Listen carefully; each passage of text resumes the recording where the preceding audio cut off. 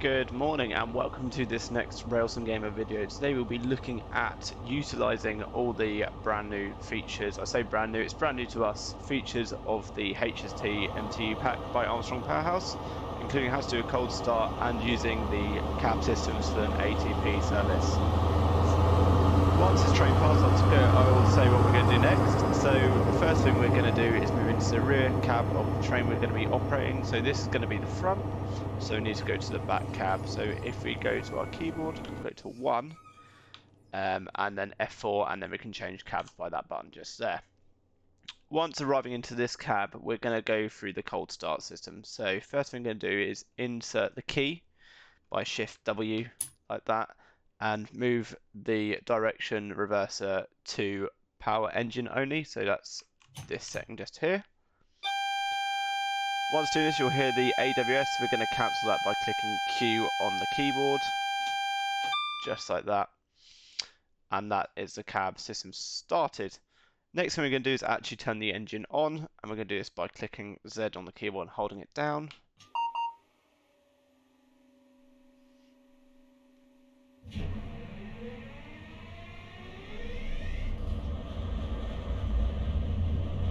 Just like that. And what we're waiting for is this engine start-stop light to turn off, and once that's done, we'll turn the compressor on. So now that's done, we're going to head over to this panel over here, and first thing we're going to do is turn on train supply by clicking the blue button. Just going to give it a few seconds before we do that. Just like that. And with that switched on, we're going to start noting that the pressure in this one will rise to 6.5 bar. Once that's got there, we can start doing a brake test. This can take a few minutes. There we are, lovely. Okay, so now we've got relevant pressure. We've got 6.5 bar, or approaching 6.5 bar. We're going to quickly switch over and do a brake test. That is still rising, by the time we get back it'll be done. So we're going to head over here, and using the brake test switch, we're going to move that into test, just like that. First thing we need to do is make sure we are actually at 6.5 bar, which we are approaching very, very shortly. Just about 6.4. So when that gets to this line just here, we'll start the brake test. That's close enough for me. Right, so what we're going to do, we're going to first move the brake to release. So we're going to do that by clicking the semicolon key on the keyboard. That's going to route to 0.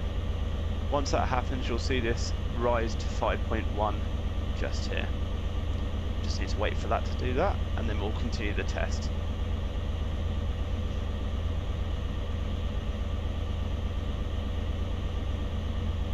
Okay, so we're now going to do the test. Every time we move the brake into one step, this should drop down in even parts. So we're going to move it into step 1, step 2, step 3, step 4, step 5, and full service, just like this. Once we get to full service, we're going to then click the emergency brake button, which is just here, and you will see this pressure drop down to 0. Just like that. Once we've observed this, we now can release this back, and the bar pressure should rise again. Just like that.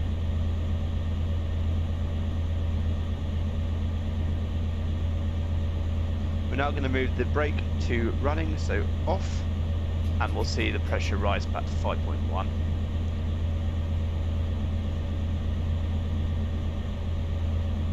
We're now going to do the DSD driver vigilance check. To do this, we need to enable it by clicking Ctrl D on our keyboard. That is now active, and before we do the test, we then need to move our reverser into the forward position by clicking W on the keyboard, just like that. So now when we hold down the E key, this will press the foot pedal, and we'll see after 6 seconds this pressure drop down to 0.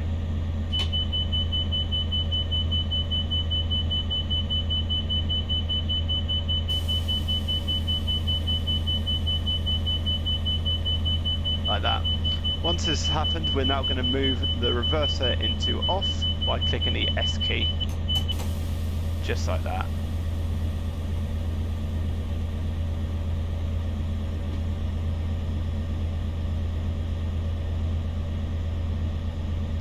Our next and final step for this cab will be to move the brake test switch back into normal, just like this.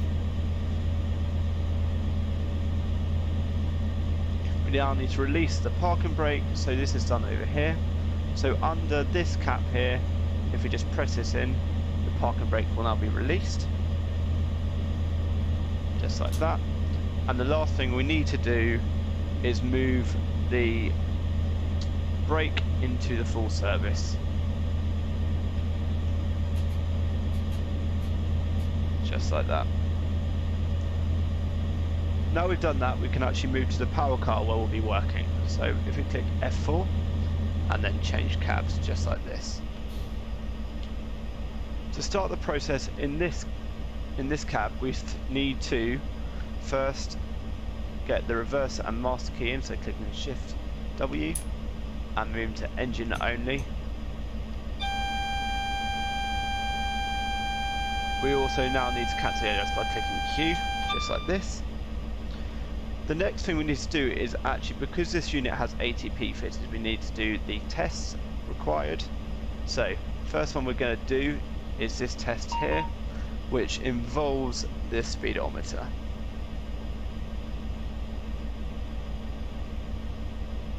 Once we've done this, we will then do the data entry as well. So clicking this key on your keyboard,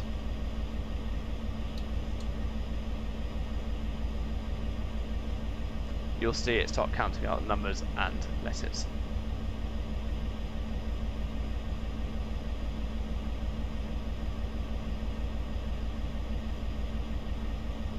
Is then going to go SP with a question mark. We are going to click on to accept this.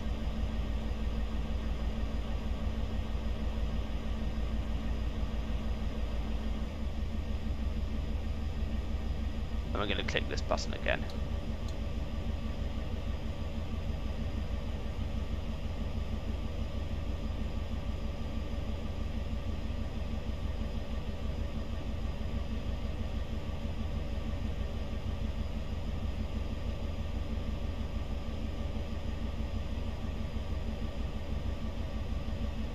The next thing we need to do is the ATP setup.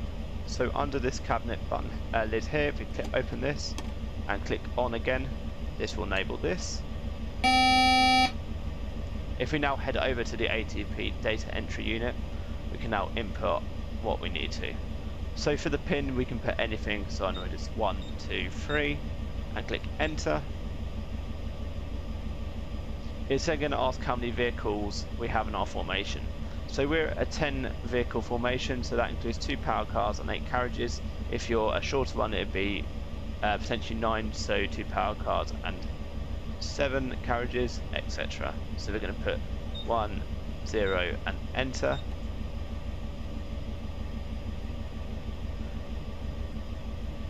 So this is asking about if there's any faults with the train. We know there isn't, so we're going to click standard, so yes, so enter to that.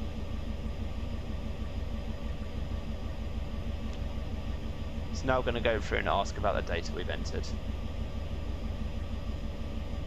which is all correct, so we click enter again.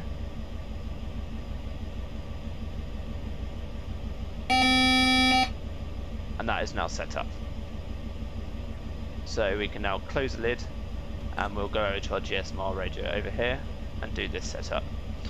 So with this, normally in the scenario instructions, it gives you what data you need to enter. So first we need to do is click register, which is this icon just up here, and it's going to ask for the registration code. This is normally the head code of the train, which you can find under F1. So for this one, it's 2 Yankee 03. So if you click 2, and then like an old text phone, you click Y on this, so you need to click this twice to get to Y, 3 times even, and then 0, 3. And the number of the signal was stood up, which is listed just here, is 625. So you then put 625 and enter. This will now register the driver.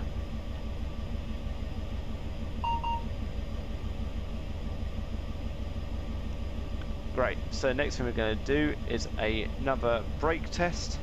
So to do this, we go over here, put this into test, just like that.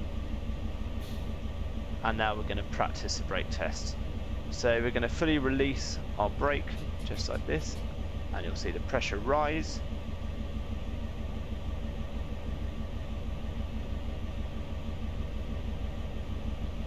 Just like that. And we're now going to move through the brake in increments by clicking the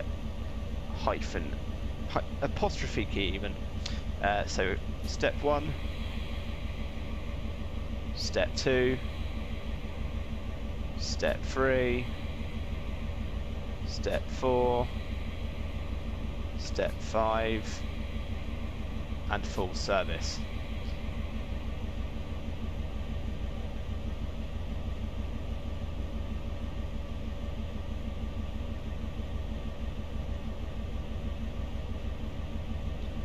Next, we're going to do the emergency brake again, so we're going to click this here and watch the pressure drop down to 0. We're then going to depress this and put it back up, and the pressure will rise to 3, just under 3, just like that. We're now going to move our brake to release to 5.1. So this will rise again, and we're going to carry out the DSD drive vigilance device check.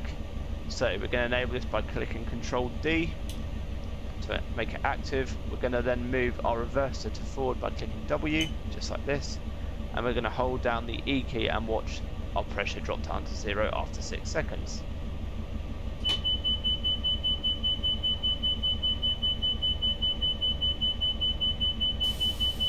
Just like that. Now we've done the brake test, we can turn our parking brake off, just like this, and we can get ready to move. So to set in the headlights by clicking H on the keyboard, depressing the DRA with Y, and releasing our brake, we should be now able to take power.